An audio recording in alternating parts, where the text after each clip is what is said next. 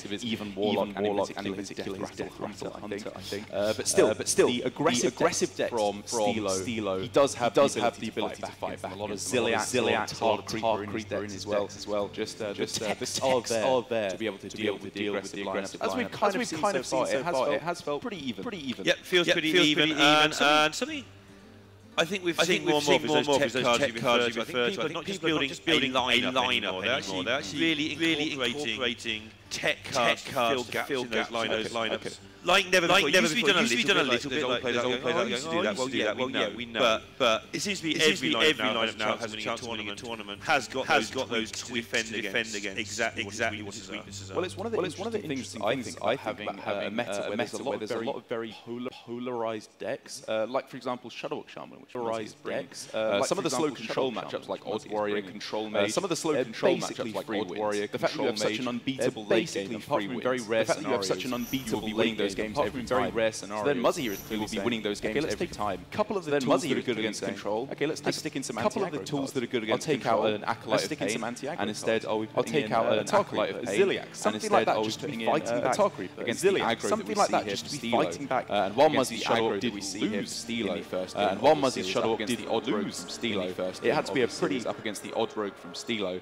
It had to be a pretty impressive hand from Stilo in order to be able to get there for the victory. Yeah, he threw the Hail Mary at the end for the double in order to be able to get there for the victory. Good chance of whiffing. Yeah, he threw the Hail Mary at the end for the double cold blood. I'm going to say about 25%. Good chance of whiffing, but he did hit that. Something I'm going to say about that, like they always do when I get it right. Sure.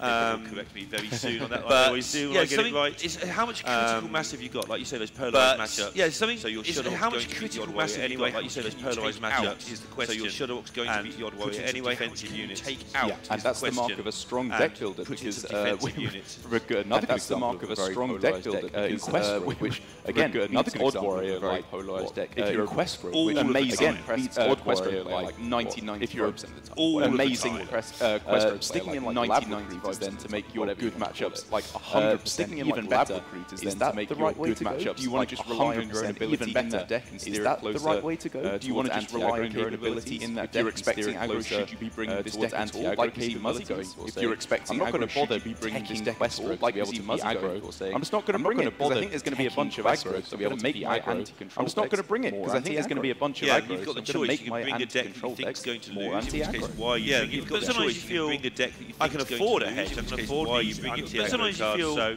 I can afford a hedge. I can afford these anti-aggro cards. Shadowwalk Shaman once again for Muzzy. I feel going to see that Shadowwalk Shaman once again for Muzzy. I feel like this is not the most difficult deck for him to take a victory with, as it does have pretty good anti-aggro capabilities. As we see here once again, a Volcano ready to go, just to be clearing off the board if it does get too wide.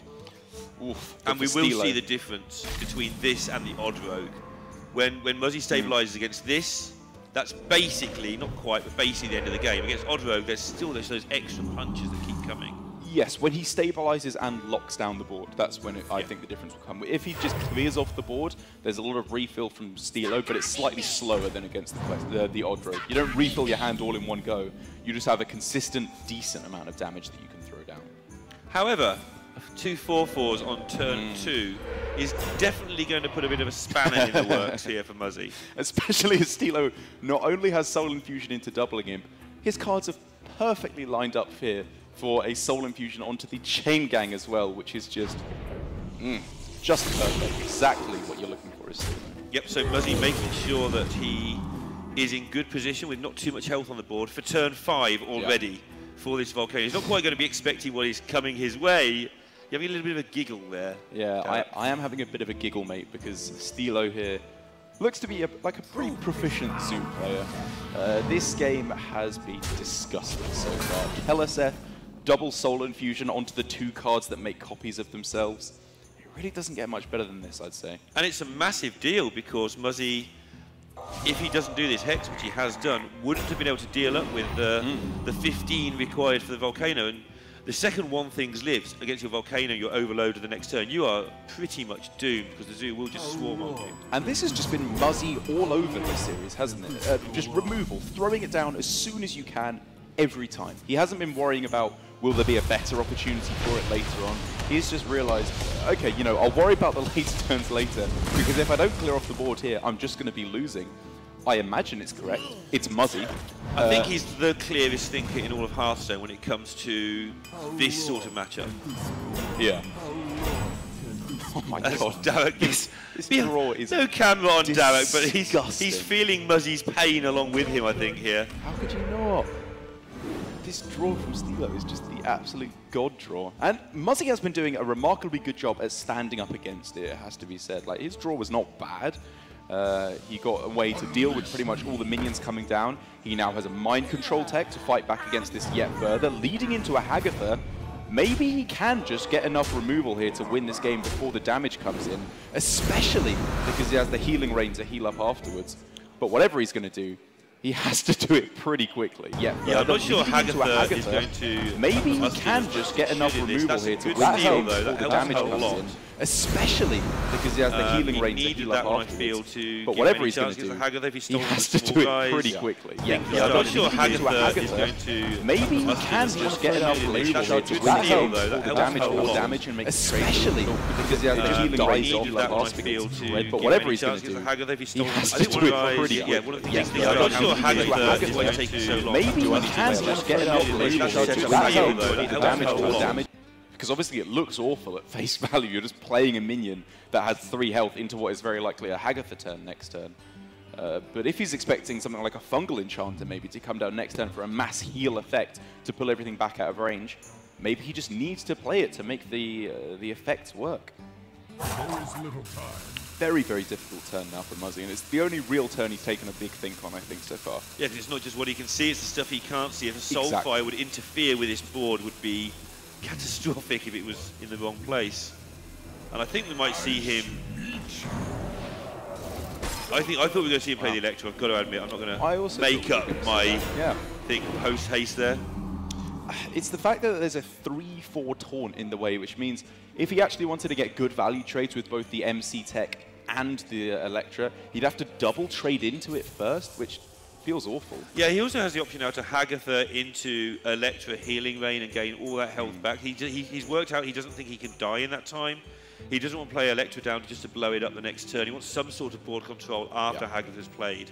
So that was the assessment he came to at the end there. And now the trading onus is on Stilo and hasn't been able to avoid the fact that Hagatha is a nuisance. Yeah, fairly easy trades coming in here for Stilo, though. He can just blow up most of this board here. Despicable Dreadlord showing that even against the control decks, it just makes the trades so nice. You can always find a way to make that 1 damage work to your favor.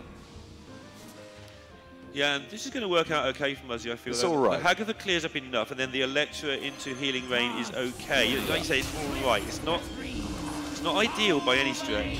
If he had played the Electra, though, I think it's worth pointing out it would not have worked much better. Because he would have had to have just traded in the Electra. So I guess he would have killed off a 3-1, but the effect of playing a Hagatha, sorry, the effect of playing an Electra later on with either a Lightning Storm or a Healing Rain will probably be more valuable. He is in a world of pain now, though. Hagatha is okay at developing you some extra life, but he's going to need to get a defensive result here, or he is just going to die. Well, he's just got Shudderwock, right? It's got the Hagatha battle cry stored inside it. Of course, yeah. And I think that's pretty much his only shot. It clears off the vast majority of the board here. He doesn't need it as a win condition. You know, so quote-unquote throws away his win condition, but what else is he going to do? This might go on for a while, actually, because this will clear up. But he will get those immense value off the Hagatha on top of this. And like you say, the Hagatha being stored in here. Lovely order as well. Give him a chance. Glacial Shard getting a freeze as well is pretty important. Oh, he gets both. It's the 2 perfect options there for Muzzy. Whew. Even an unstable evolution is actually a pretty fantastic good. pick. I mean, you play it in some versions of this deck. Yeah, sure. So, but doubling him in Voidwalker is an amazing reload. And if we were to see Grumble right now, which unfortunately hasn't been found for Muzzy, that would have been truly disgusting. Another complete board clear there, and it would have probably won the game for him on the spot. Starts to get a little bit scarier now as these minions can't be cleared off immediately. But even then, as we were expecting, the 10-drop being made, Deathwing coming in to hopefully clear out this game for Muzzy. He can also just heal way back up with the Healing Rain. The weird thing there, even though Deathwing's obviously a decent evolve, he's probably just looking for something that charges, to be honest, there. Just the Mulch Muncher. Yeah, just win with whatever's left over, but he shouldn't die next turn. There's quite a lot of resources from the top, so he is going to have to healing rain here to stay alive. Yeah. I think Muzzy's just realised as long as he doesn't die now, he should be able to win the game in the next couple of turns. This really shouldn't be too difficult for him now. So getting the absolute maximum healing rain value, even though it's kind of unnecessary to be honest. But this does go back to that turn where he spent the whole rope thinking, do I play my Electra or not? He's led into a much better position because of that. I wonder if it was better to go for Electra unstable evolution then, right? Just get a double upgrade effect in it. I think the extra 4 or 5 health is probably worth having. You're going to win this with any minion that sticks on the board. Oof. Apart from that one. Yeah, he's gone from having a Thunderhead to, what's that minion even called? Meteorologist, I think. You dug that hole. You can dig your I think it's a Meteorologist. I think you're right. I think it is. But yeah, a 6-mana 3/3 is definitely not what you're looking for, and that is the kind of result that Steelo needs to get to pull his way back into this game.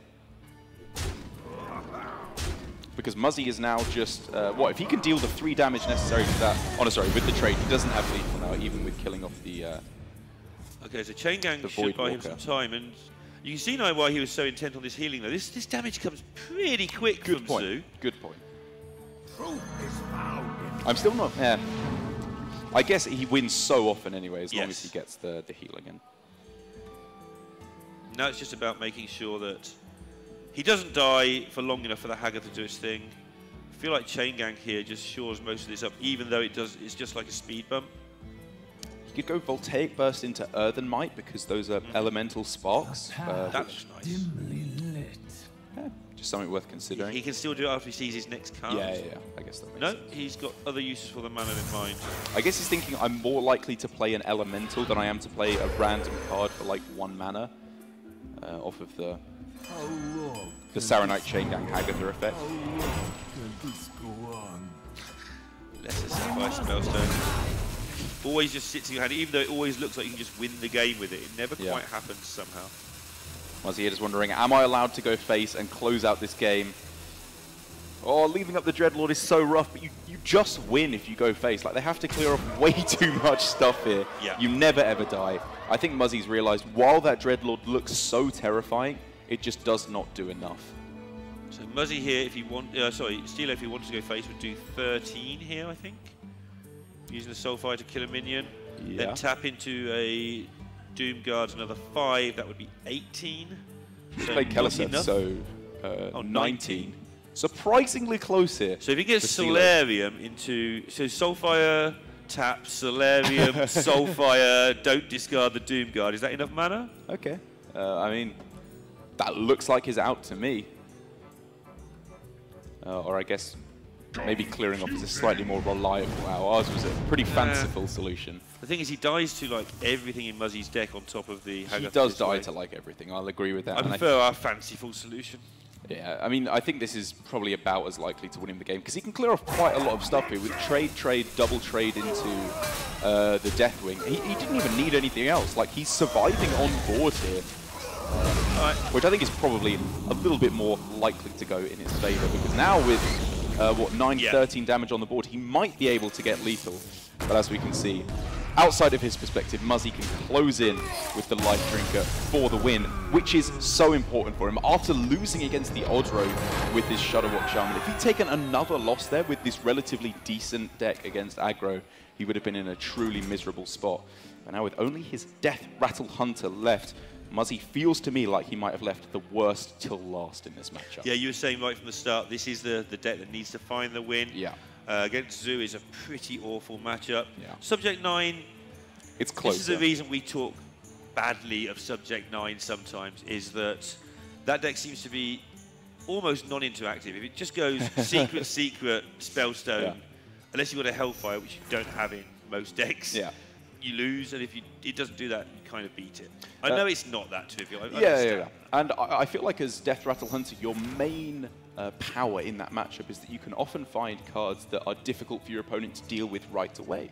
Like, for example, if you just throw down Coin Houndmaster Shore or Shore on turn 4, what are they going to do? If you play it into their Spellstone turn, they can't afford to not play Spellstone for a turn.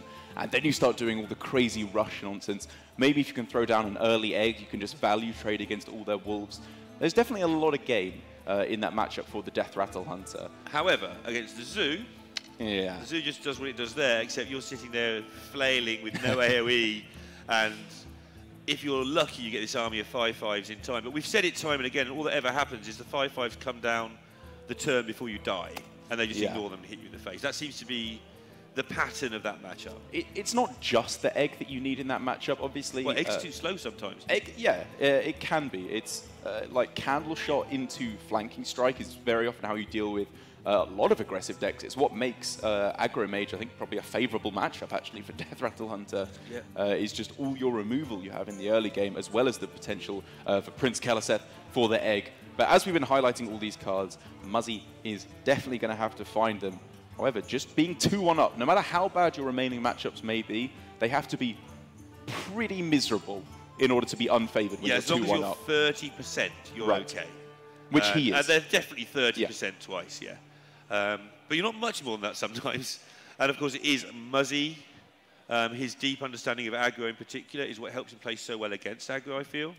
I know that's two sides of the same coin to some degree, but tend to find if you're really powerful at one thing, and I think Muzzy is known really, if you had to pick a thing, as his aggro strength. He understands how aggro functions, so he understands how to stop it.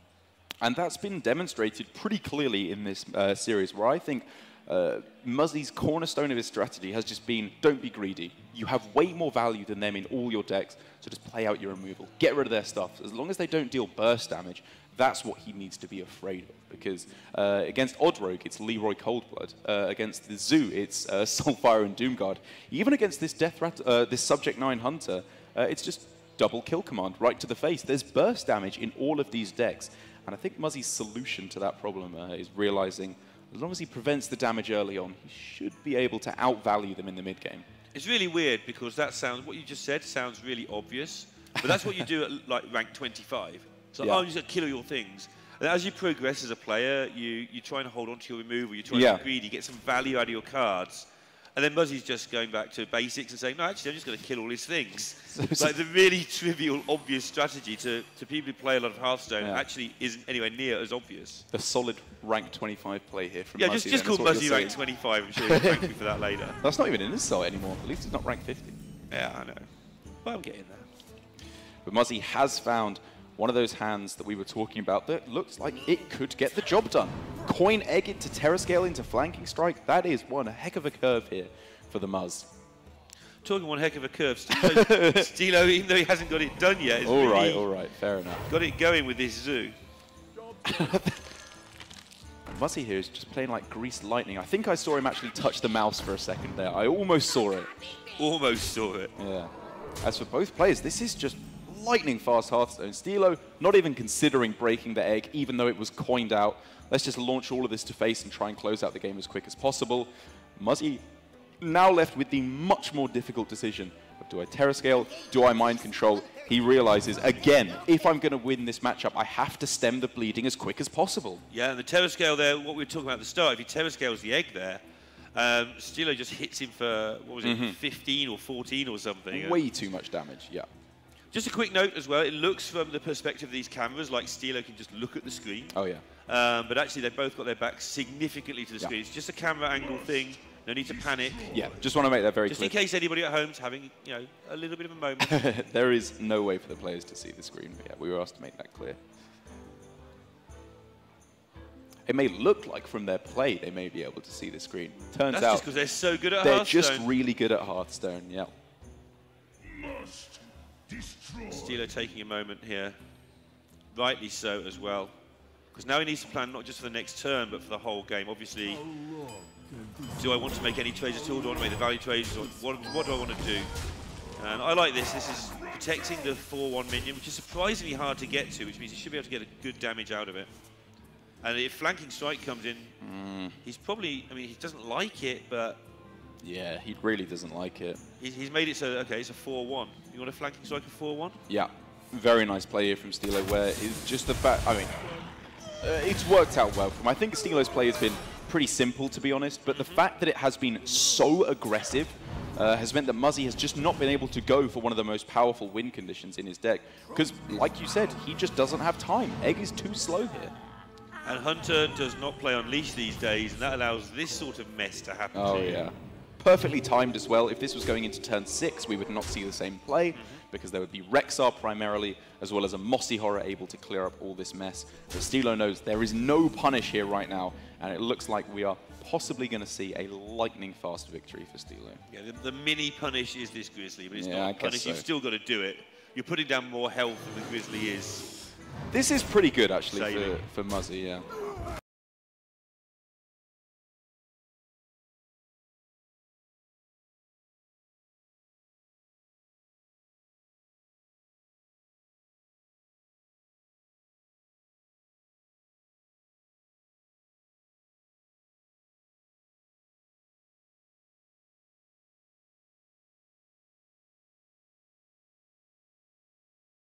Cornerstone of Zalae's new priest deck. Just get back a 12 health minion several times and tell aggro you're not hitting me today. And the old damage Stegatron as well. I don't know if anyone's bought that deck again. We haven't had a chance to look through all the lists yet, but it's very cool. I would be surprised if there isn't one somewhere in this tournament. And man, oh man, has that Witchwood Grizzly done a tremendous job here for Muzzy. And Steeler realizes he has to completely trade in, because if Muzzy goes Q play dead next turn, the game's over. That's just it. He's lost. Grizzly number 2 is right on the edge of that just being a thing anyway. Yep. Look at the hand. This has just turned around big time, and I suppose I was underestimating the power of Witchwood Grizzly here. As a punish for Stilo's line of play, his very aggressive line basically meant that the only out for Muzzy was Witchwood Grizzly. Fortunately for him, he had both of them in hand. Yeah, and somebody's just got to take that chance if you are Stilo. Cubes and Stalkers in hand look all fantastic in that, as Derek does the customary puffing like that he does. But actually, I think this game is, if Muzzy just clears up what's there now, I think he wins anyway a lot of the time. Yeah, this is just one turn away from a lockout victory. If he can protect this bear for a turn, then Muzzy obviously just wins, because he goes Cube and then Terror Scale on it on the following turn to make 2 3-12 taunts, which Stilo will have pretty much no way of getting through. And these minions are just going to removal. The out, though, the Solarium, giving Stilo some final hurrah, maybe? Fungalmancer's good. This was a pretty fantastic hand to be getting with the Solarium. The correct trades being made here, like with healing on the own minion, which gives Stilo a chance to pull this back. Well, he's going to have Soulfire out for the entire game now, so Muzzy's going to have to kill him really quickly. That's true. Tracking into Rexar. Please give me Rexar. I could do with the 5 health. Not sure if he'll go for that though, because 3+5 is definitely looking like the premier way to spend the mana on his turn. But who knows? Maybe he feels like he's in a good enough spot as long as he finds Rexar to just go for it here. And that's exactly what we're seeing. He can still go double 3 if he doesn't find it. Yeah, Spider Bomb and Stalker looks like a good way to finish clearing this board up when things go. I agree. A bit funny here. It's got to be play dead as well. Play dead, yeah, and he's probably thinking, do I want to use it on the Spider Bomb and try and actually push a little bit of damage, because the clock is going to be on him in terms of that Soulfire to face. And this game has just been such a swing on both sides. I thought it was just over for Muzzy after Stilo's, again, insane zoo hand. But he's managed to turn it around for the moment, at least. Stilo now has to choose Soulfire or Doomguard to just lock out the game and bring it up to 2 games apiece. That's why Muzzy's taking, again, this line of least value. Just, I need this board. I can only lose to Soulfire and Doomguard, but they are coming, so I need to kill my man really soon. And that is one of the worst draws that Stilo could get. I think he can develop a 4/4 on this turn, and that is it, which means how much damage is available to Muzzy. Muzzy doesn't have enough damage, but what he does have yet, depending on his tracking, what he does have is a way to find Rexar, and also just he can chill and still have easy lethal next turn. That Ziliax is very important here for Muzzy. He doesn't have any taunt, so Q play dead isn't the way to go. Yeah, you just get that Ziliax down on the board and start healing yourself back up. I think this is just to thin the deck. I don't think he cares what minion. He just wants that Rexar just in case, but there's no just in case looking likely now. This healing from the Ziliax is so gigantic, taking him out of range of the 1 card outs. Oh yeah, even the magnetic effect on the Spider Bomb, which I always forget. It's just Spider Bomb has neither magnetic or is a mech in most players' eyes. It's just good enough to play it in the deck. But this needs to be the out right now for Stilo, and I'm not sure if it's even left available to him. And that is going to be 1-0 up for Muzzy in this series. His anti-control lineup, but with those anti-aggro spins put on it as well, it's looking like a pretty strong contender in this lineup. And we were talking about the Ziliax at the start of the match, and we see how important that was there. Yeah. It was the card that saved him from facing a 3-outer there. Yeah, definitely. I liked a lot of Muzzy's play in that series as well. The fact that he was very aggressively throwing down a lot of his removal in those matchups meant that well, you could see how it worked out. A lot of the games he gave his opponents outs for lethal through burst damage, even when he'd gone for the very aggressive clearing lines to try and mitigate the damage in the early turns, which showed if he'd been more conservative with his removal in those matchups, he probably would have been dead long before it got to there. Worth noting, he swept the zoo there. That's true. Like all the way through, it's like, oh, this zoo looks pretty solid. He swept it, and he almost beat the rogue. I mean, it was the only double cold blood was the only out there, otherwise he stabilised, and that's the end of that game as well. So, despite the fact that felt really close, actually, perhaps it wasn't as close as we made out throughout. Yeah, so Stilo's going to be going down 0-1 with his aggressive lineup. I still think you can only ever be in so bad in a spot when you have an aggro lineup.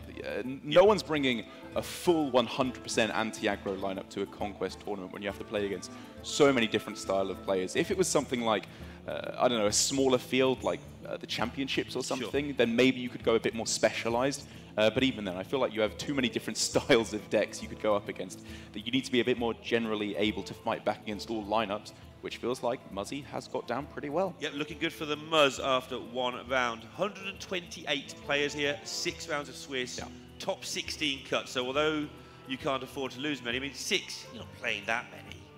Yeah, it may feel like a while, as we have some pretty control your lineups here, and again, we will have to play all games in the Swiss phase before we can get the bracket up and running for round 2. I imagine it won't be quite so bad as the HCT Oslo last weekend when we had Jarla on his Benedictus Control Priest. Thanks, Jarla. Yeah, it just annoys me that someone so good at Hearthstone that you have to have so much respect for has to just be such a troll as well. I mean, why does he have to be so good at those decks? Can't he just be the best player in Hearthstone at something else, Jarla?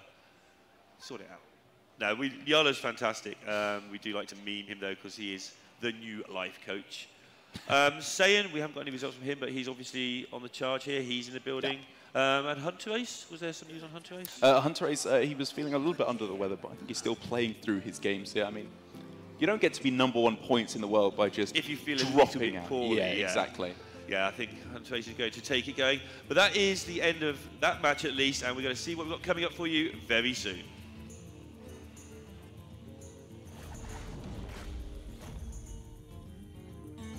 I'm Samuel, known as Equinox, and I'll be representing Team Resurgence in the upcoming HCT Singapore Tour stop. After completing my mandatory military service, I decided to put my university studies on hold in order to pursue my esports dream. Prior to Hearthstone, I've always competed in various other card games, and I've always appreciated the strategic aspect of these card games. I found Hearthstone to be deeply intriguing as well, and that was where my esports journey began. I'm a competitive person by nature, and that pushed me to aim for high legend ladder finishes, and was always looking for local tournaments to participate in.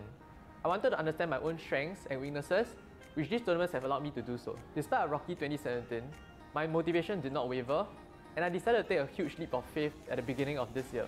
I stepped down from my full-time tutoring job and joined Resurgence, Singapore's biggest esports organisation, and have been actively training for HCT ever since.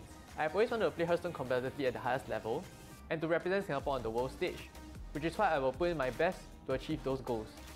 I recently finished 5th in the HCT APAC Fall playoffs, and am more than excited to participate in the upcoming HCT Tour stop, which is held right here in Singapore.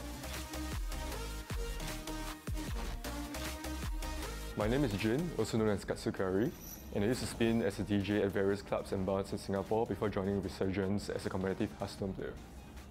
I always enjoyed playing card games ever since I was a kid, and it was only natural that I started playing Hearthstone. After gaining the satisfaction of multiple high legend finishes, I decided to start playing the game competitively. I believe I can work harder to see how far I can go. The transition in my career path may seem awkward to some, but I'm just glad that I'm able to represent Singapore and continue doing something I love.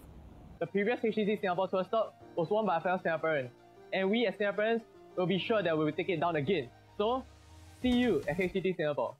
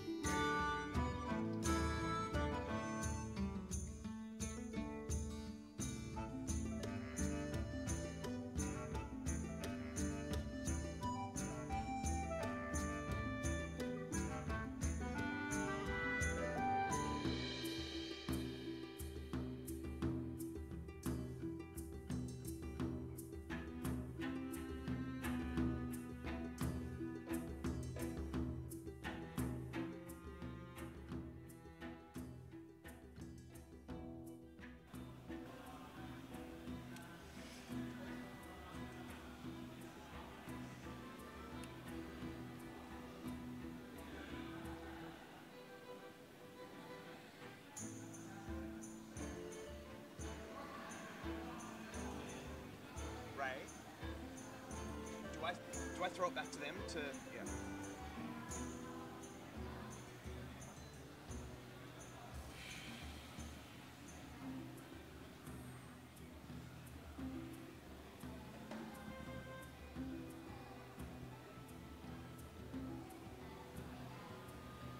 You want me to test?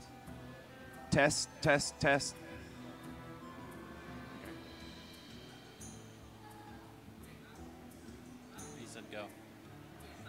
Start. Oh, start the interview? We're live? All right. I guess we are. Well, no one told me. So welcome back to HCT Singapore Day 1, where we've had round 1 conclude. And Muzzy is here, our winner over Estilo, taking a 3-1 victory. And I'd like to get your thoughts on the matchup, especially where the weak point was, because it seemed like it was that Zood. Yeah, so the lineup I brought was intended to be anti-control. And I didn't end up bringing Quest Rogue in the lineup because Quest Rogue is a bit weak to aggro and tempo mage that people brought. I replaced it with Hunter and Shutterwalk Shah, and that ended up giving me good matchups against Zoo and against Odd Rogue, and it turned out to work in that series. I wanted to bully Zoo, and it worked, and I 3-0'd it, even with Kelesat coming out. Yeah, it is a really interesting lineup you brought, and I really like it because it is great against control, but then tech to win those aggro matchups as well. And I think dropping Quest Rogue in a meta where now everyone seems to be trying to target it in tournament lineups is very smart. So what types of lineups are you worried about facing as you go into 1-0 up on round 2 and trying to get your way through Swiss? Basically, the lineup that I don't want to face is Quest Rogue, Tempo Mage, Death Rattle Hunter, decks like that. I don't think anyone's bringing a lineup like that intended to beat basically what I brought with Shutterwalk Sham. And yeah, that's pretty much it. I don't think anyone brought that lineup. Maybe Osaka, but I'm probably not going to face him. He's only one person in the whole field. You must be feeling really confident from this position then, given that's how the field looks. Now your teammate Just Saiyin's here as well, also went 1-0 up, winning his first round. Did you guys prepare together for this tournament, and have you brought cinema lineups? Yeah, so Saiyan and I, last night, we looked at HS replay, looked at all the decks we wanted to bring, and sort of came to this conclusion. Saiyan ended up going Quest Rogue instead of the Hunter, because at Championships next week, he has Quest Rogue, so he wanted to get practice with that. Good practice. Yeah, he wants to get practice for that. He's 1-0, so I'm assuming he's playing it well. And now I've noticed a lot of odd warriors falling out of favor. What's your take on that? I've never played Odd Warrior. The deck's not my type, and I don't think it's really strong in Conquest because a lot of people are targeting it with anti-control, and in Conquest you need to win with every single one of your decks, and if Odd Warrior has an unwinnable matchup or an unwinnable lineup they play against, they can't really win. That's why it's a bit more popular in LHS, where they can lose, but they're not forced to get a win with it. That's really interesting, really interesting. Now, a couple of things that fans might want to know about yourself before we sign off. First of all, what have you been doing in Singapore, and what are you looking forward to doing in the next few days? So in Singapore, I've met up with Hearthstone friends I haven't seen in a while. Osaka's here, you know, previous world champion. He's sort of taken a break from Hearthstone, but now he's back, and he's a cutie, so I'm very excited to see him. And then secondly, with a very long day ahead of you, 6 games of Swiss, what does a champion eat for breakfast to be ready for a day like this? So for breakfast this morning, I had Vietnamese egg noodles with seafood, chicken chipotle sausage, some potatoes, and a banana chia smoothie, something like that. You ate whatever they put in front of you. Mm-hmm. Mm-hmm. Very good, very good. A man after my own heart. So let me ask you, with all the various world talent around here, is there anyone that you're looking particularly forward to playing against today? I hope to play against Saiyan. I don't think I've played him in a while, and the last couple of times I've played him, he's sort of beaten me. So, you know, he's overtaken me in the last call, and I need to get sort of back at him. maybe a bit of revenge. Bit of revenge, yeah, and that's a really good point you bring up. I think coming into the year, if I was to create my list of top 10 Hearthstone players to back and to think that they would win the World Championship, you would be my number one. But a lot of people might have put you down maybe 1 or 2 spots with Hunter Ace and Just Saying emerging over the last 4 to 5 months. Do you feel like you've taken a step back this year, or is it just some inconsistency with play? How do you kind of correct those things and push forward to get that number 1 spot back? So at the beginning of the year in NA, I pretty much had a repeat of last year, leading in last call. No one could really catch up. But recently, Sainz had a lot of success in tournaments. He's gotten first, he's gotten second, He qualified for champ. So that's a lot of points in a short period of time, and he overtook me. So for me, I have to keep going back to, you know, the success I had earlier this year and hope to repeat it. Play some Hearthstone, play some good deck, win. And just on that, so while obviously only one person can win the World Championship, you guys are in a team that's been performing very well, very well actually, finishing first at the end of the second sprint. How do you think about like teams going into like championship events where only one person can win? Are you still rooting to kind of get there together? Does that give an advantage? Yeah, pretty much we're rooting for each other whenever Amnesia's doing well, whenever Saint's doing well, whenever I'm doing well. We're always there trying to support him. We want to be the best team, and we proved that we were in the first season of team standings, and the second season I think we're up there as well. So we want to be the best team. We want to have the best performance at Worlds, hopefully. We want 2 people to qualify, maybe even 3. There's another playoff, so. Yeah, it could definitely happen. Watch this space. But with that said, we're going to go to a quick break, and then on the other side of that, we'll be bringing you round 2 of Swiss here at HCT Singapore.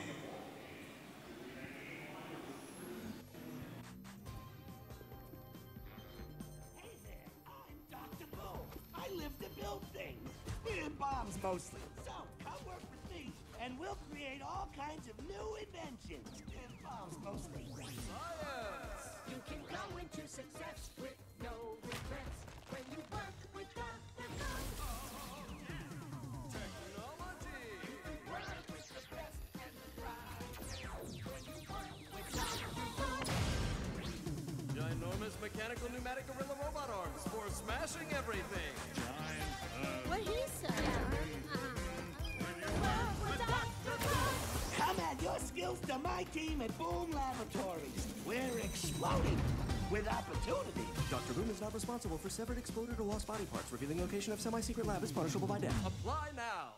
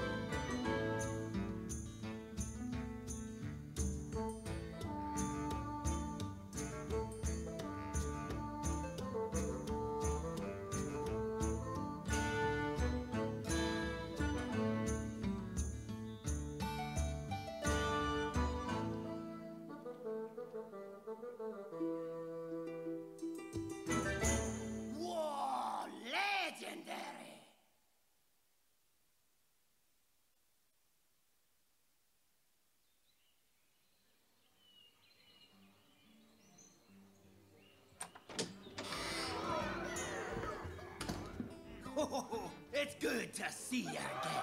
Pull up a chair by the hearth.